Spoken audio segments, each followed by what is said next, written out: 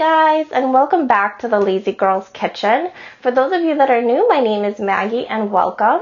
Today I'm going to be sharing with you one of my favorite desserts that I like to eat on the weekdays when I'm trying to be extra good, and that's chia seed pudding. It's really easy to make. You can have so many different variations. Today I'm definitely going to be showing you kind of like the basic one that I like to make, but if you want to see more, just let me know down below and I will be sure to do that for you. If you want to see how it comes together, make sure you keep on watching. So what I have here, very few things. I have some oat milk. You can use almond milk or coconut milk, but I can't use almond because I'm allergic. So I have chia seeds in all three of these. I have some maple syrup, some salt, and then vanilla. Sometimes I'll do a pinch of cinnamon, but I'm going to leave that out today because I want it to be very basic. So into my oat milk, I'm going to go ahead and do a dash of vanilla. And then to add some sweetness, I go ahead and add in some maple syrup. I do about 3 to 4 tablespoons.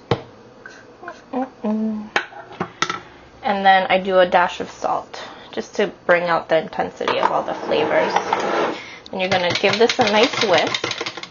So my mixture is fully combined. You just want to make sure everything dissolves nicely, and all you're going to do is just pour this into your containers. You're going to leave this in the fridge. I cover them with some some plastic wrap overnight.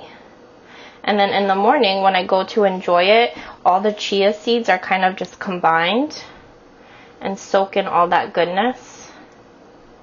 That is it.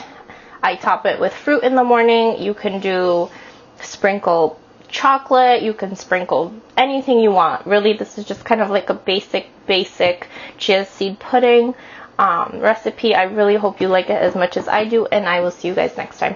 Bye.